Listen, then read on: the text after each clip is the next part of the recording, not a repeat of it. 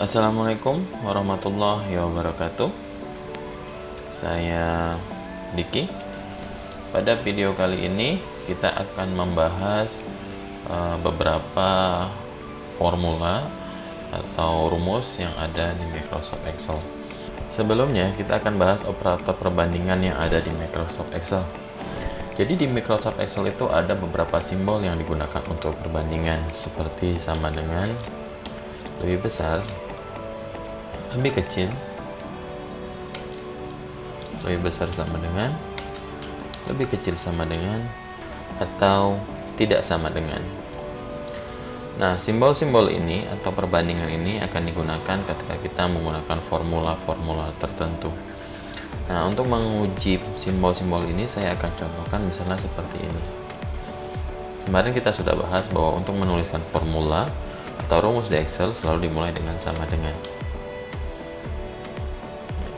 Sekarang saya akan buat angka di sini 5, di sini 10. Nah, sekarang kita akan coba bandingkan. Pertama kita menggunakan simbol sama dengan. Nah, kita akan bandingkan nilai di I4 dengan K4. Nah, ketika logika atau perbandingannya tidak benar, maka akan muncul tulisannya false. Sekarang kita coba logika yang kedua. Kita menggunakan lebih besar, lebih besar,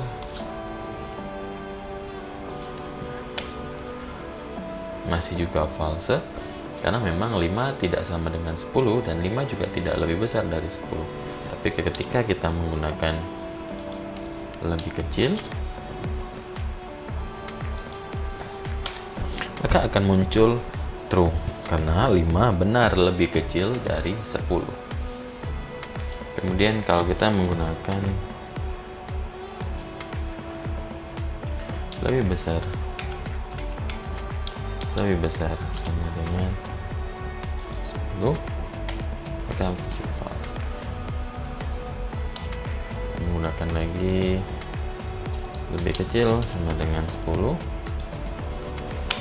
true.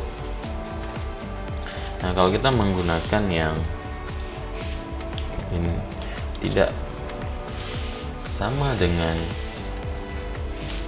akan munculnya true.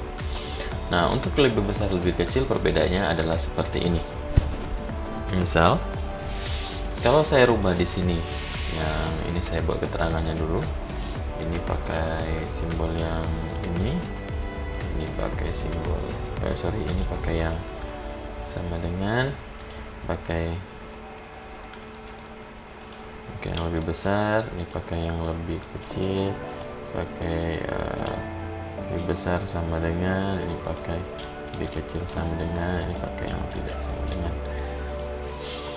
Yang sama dengan tidak ditulis karena akan dianggap rumus ya. Ini yang sama dengan. Nah, perbedaan menggunakan lebih besar sama dengan adalah kalau kita buat di sini 10, untuk menggunakan rumus yang lebih besar sama dengan 10 akan dianggap benar. Untuk nilai 10 dianggap benar atau true karena 10 juga termasuk dalam lebih besar sama dengan. Sedangkan kalau kita menggunakan fungsi lebih besar akan dianggap false karena lebih besar dari 10 berarti dimulai dari 11. Sedangkan lebih besar sama dengan 10 berarti dimulai dari 10, 11 dan seterusnya. Nah, itu perbedaan antara lebih besar dengan lebih besar sama dengan. Begitu juga untuk yang lebih kecil atau lebih kecil sama dengan.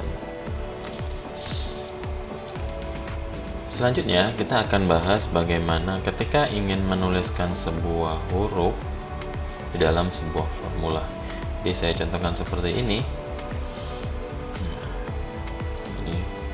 Nah, bisa dilihat di sini, ini adalah sebuah formula dengan angka 200 yang kemudian di dalamnya ada huruf kata. Jadi untuk menuliskannya saya contohkan, misalnya saya membuat rumus sama dengan 1000.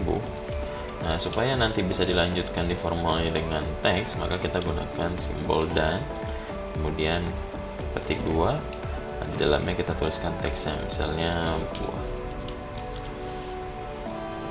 seperti ini. Nah, ini untuk menambahkan teks atau huruf di dalam formula. Nah, selanjutnya kita akan bahas menu sum, average, count, max, min. Kemarin kita sudah gunakan, namun menggunakan fungsi yang ada di sini. Kita tinggal klik sini. Nah, sekarang kita akan menggunakan rumusnya dengan cara menuliskan formulanya di sel. Oke, pertama kita buat dulu.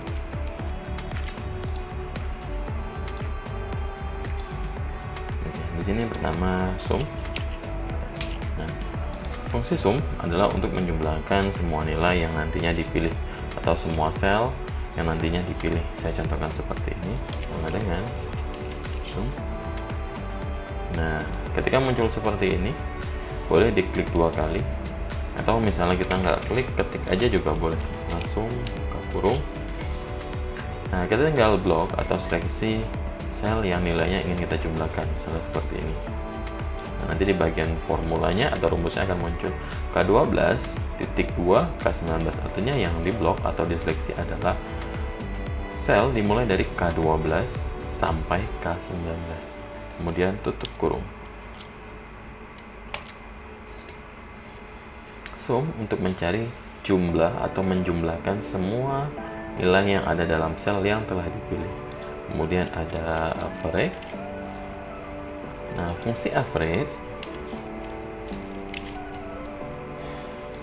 adalah untuk mencari rata-rata berdasarkan sel yang telah diseleksi atau diblok.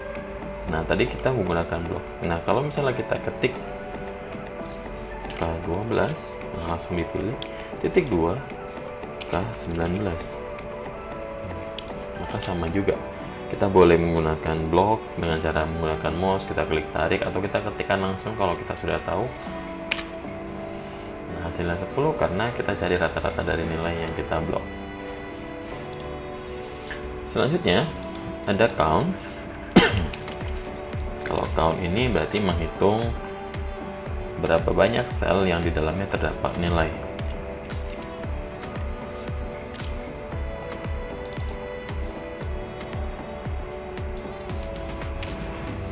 Hasilnya kenapa 8? Karena di sini ada 8 sel yang di dalamnya ada nilai. Sama seperti di video yang lalu. Kalau ini saya hapus, nah, jadi 7.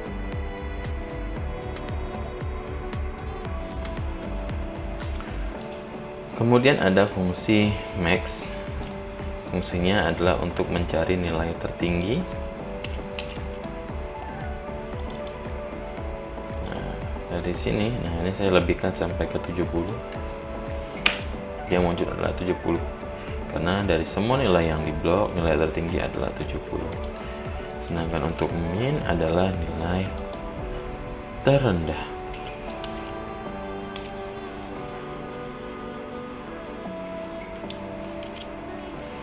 Nah, ini saya blok lagi sampai 70. Nah, munculnya 10. Kalau di sini saya rubah misalnya jadi 5, maka nilai terendahnya akan berubah 5. Nilai max-nya kenapa berubah 65? Karena yang di sini juga berubah menjadi 65. Nah, itu tadi untuk rumus sederhana tentang sum, average, count, max, dan mix, dan min di Microsoft Excel. Baik, selanjutnya kita akan bahas fungsi left, mid, dan right. Nah, fungsi ini digunakan untuk menampilkan atau mengambil sebagian nilai yang ada di dalam sebuah sel. Nah, untuk lebih gampang kita contohkan saja. Nah, di sini saya buat nilai di dalam sebuah sel. Nah, biasanya kalau kita ingin memunculkan nilai yang ada di sel ini kebetulan ada di sel J8. Di sel lain, misalnya saya mau memunculkan, di J13, maka cukup sama dengan, kemudian kita klik selnya, maka akan memunculkan. sama persis dengan yang ada di sel yang dipilih. Namun, jika kita hanya ingin memunculkan sebagian saja, misal saya hanya ingin memunculkan nama Diki dari sel J8 di sel J13, maka rumusnya adalah sama dengan left, buat buka kurung, kemudian kita klik. Nah, perhatikan di Excel, ketika kita menuliskan rumus atau formula di Excel, nanti akan muncul panduan penulisan rumusnya. Nah, seperti yang saya lihat ini left, kemudian teks adalah sel yang kita pilih, kemudian koma, kemudian number of karakter atau nomor atau jumlah karakternya. Nah, untuk Diki jumlah karakternya ada 5, berarti saya ketik 5. Nah, itu tadi untuk memunculkan Diki. Nah, yang kedua, misal saya ingin memunculkan Apriyadinya, maka saya menggunakan fungsi write. Sama seperti tadi, kemudian kita klik selnya. Nah, untuk Apriyadi, jumlah karakternya yang akan diambil ada berapa? 1, 2, 3, 4, 5, 6, 7. Berarti kita buat 7, maka akan muncul Apriyadi. Jadi kalau untuk fungsi left, maka diambil karakternya atau hurufnya akan dimulai dari kiri. Sedangkan fungsi right berarti dari kanan.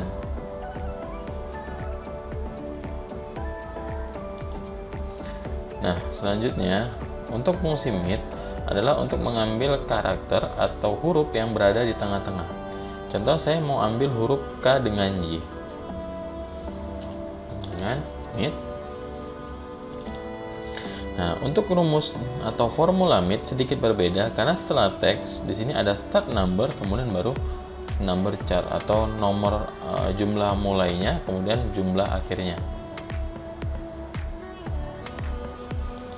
Saya klik, kemudian koma. Nah, start number adalah huruf dari kiri, dari sebelah kiri itu mau dimulai atau diambil karakter keberapa. Karena kita mau ambil K dengan Y, maka karakter yang K ini adalah karakter keempat. Karakter pertama D, kedua I, ketiga C, keempat K. Berarti kita buat K, kemudian koma lagi.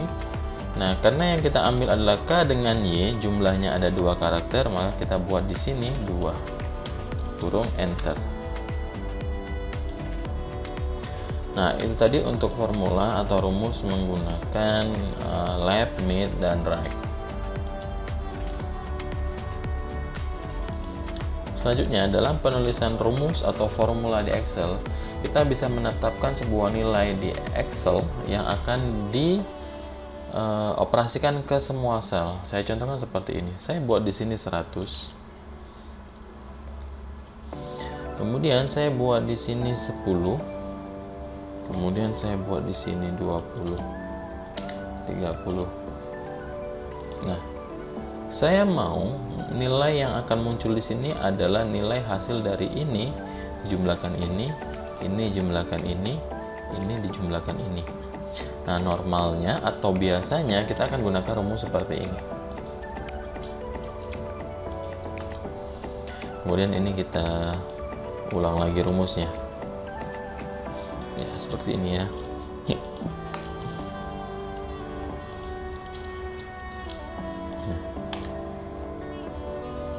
Nah, kalau kita menggunakan cara yang ditarik, misalnya setelah saya buat rumus yang ini, kemudian ini saya tarik, maka hasilnya adalah apa? Karena yang rumus di sini dia akan ditambahkan dengan L5. L5 itu ini. Dengan L5 kosong. Nah, kita mau buat supaya ketika ditarik, dia tetap akan ditambahkan dengan sel L4. Nah, caranya adalah, ini kita hapus dulu. Caranya adalah di sini kita balik ke rumusnya. Nah, di L4 ini supaya dia tidak diganti-ganti ketika ditarik ke bawah atau kita akan buat absolut, itu tekan F4. Ketika kita tekan F4, sel L4 ini akan diberi simbol dolar seperti ini. Jadi kalau ini kita enter, ketika kita tarik ke bawah, nah dia tidak akan diganti. Jadi akan tetap dengan L4. Nah, ini fungsi mengikat atau mengabsolutkan nilai supaya tidak diganti-ganti. Oke, selanjutnya kita akan bahas bagaimana menggunakan fungsi if. Fungsi if adalah fungsi kondisi, yang artinya ketika kondisi terpenuhi apa yang akan dimunculkan, dan ketika kondisi tidak terpenuhi apa yang akan dimunculkan. Baik, kita buat saja langsung contohnya seperti ini. Ini tabel yang akan kita gunakan.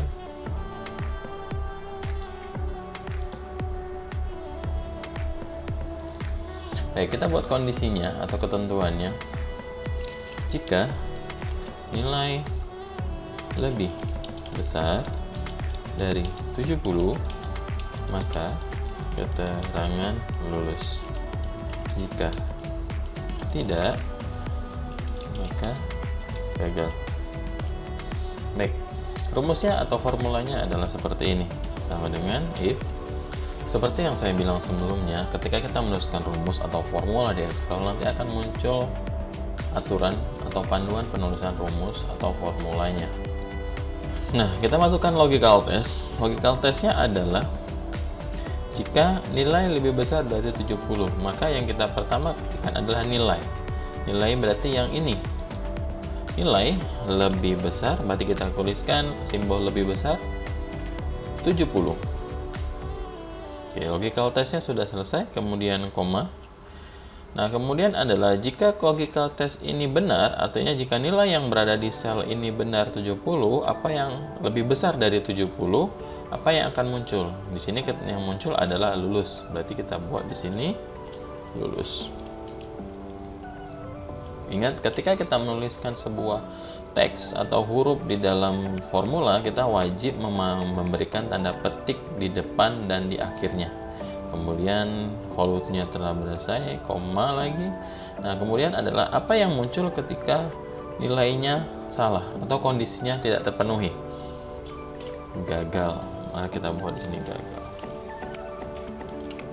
Petik lagi, jangan lupa tutup kurungnya. Enter.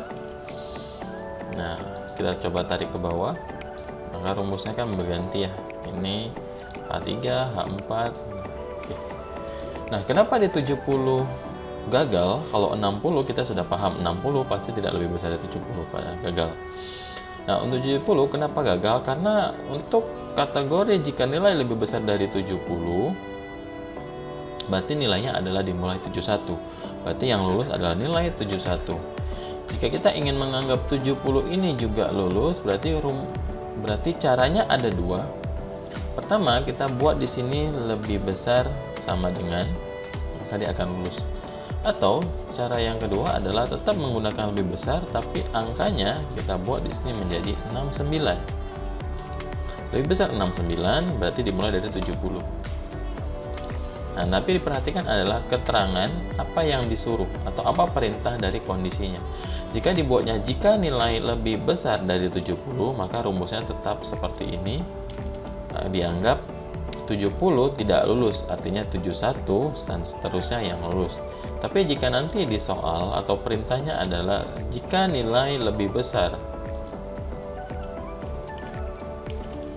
sama dengan 70. Nah, ini baru rumus yang berubah. Artinya di sini kita gunakan simbol lebih besar sama dengan.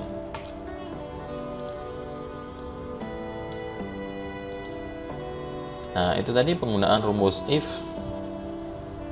di Microsoft Excel. Terima kasih untuk yang sudah menonton. Jangan lupa like, comment, and subscribe-nya jika video ini bermanfaat untuk Anda. Sampai jumpa lagi di video selanjutnya. Assalamualaikum warahmatullahi wabarakatuh.